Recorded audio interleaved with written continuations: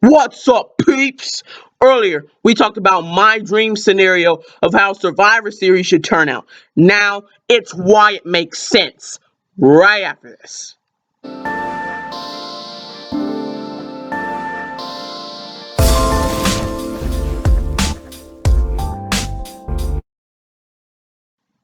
So, okay, guys, the main event for tonight is gonna be interesting.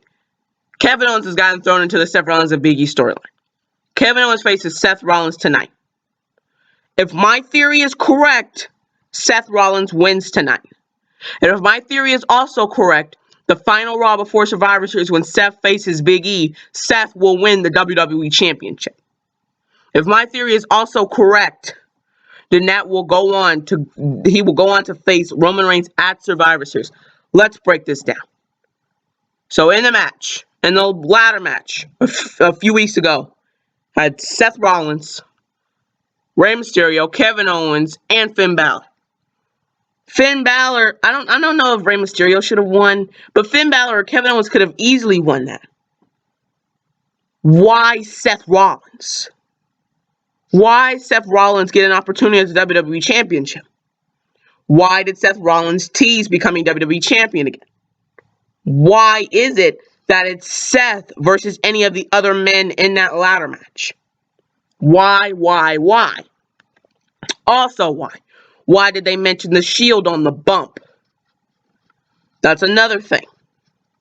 Also, why is Seth getting an opportunity at the WWE title just before Survivor Series? Why is it that if Seth wins, his SmackDown opponent just happens to be Roman Reigns?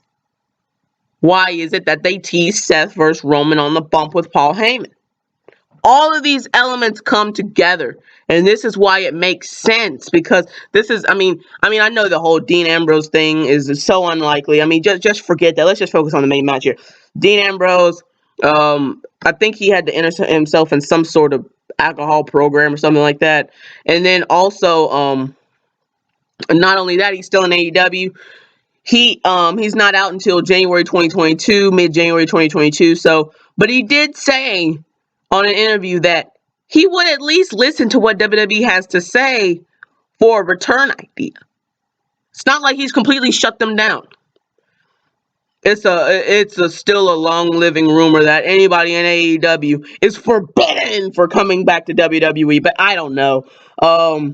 But let's continue. Just forget about the Dean Ambrose part. Let's just focus on Roman Reigns versus Seth Rollins. Why that makes more sense over Roman versus Big E. Roman versus Big E doesn't have that much chemistry. They don't have a lot of chemistry. Roman and Seth have a lot of chemistry.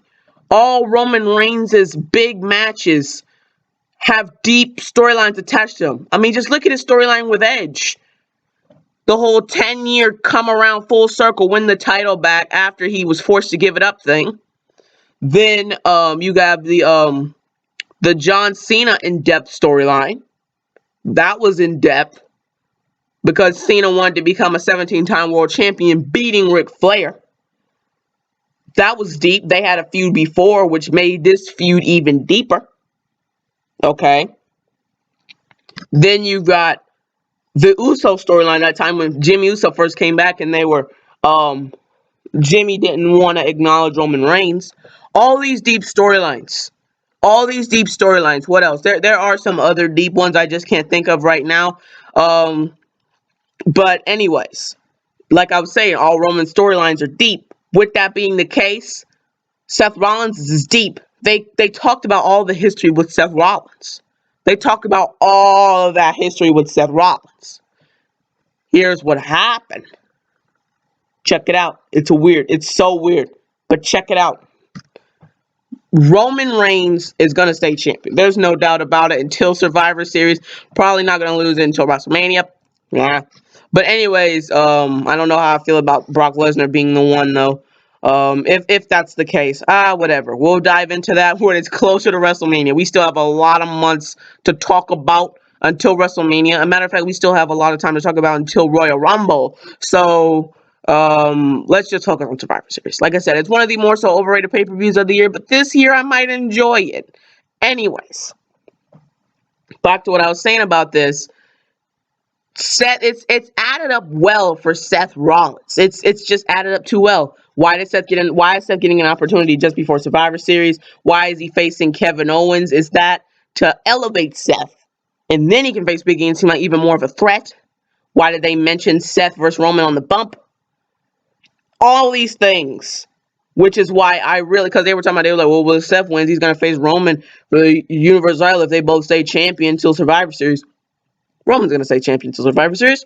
There's no way if Seth wins it, he's going to lose it. It just makes so much sense. It doesn't have to be a Dean Ambrose return. It just has to be Roman versus Seth. It calculates so well. But, WWE. It is WWE. You can easily try to do this to try to make people think they know what's going to go on. But then you're adding all this up to try to make people get ahead of the story so you can backtrack them later. I remember I actually did magic for a few years, and that was actually a technique in magic. You make people think they're ahead of the story, and you take them back later. That is an interesting thing, but I don't know if that's what they're doing here or not. But we'll find out as time goes on. But this is why Roman versus Seth makes so much more sense than Roman versus Big E.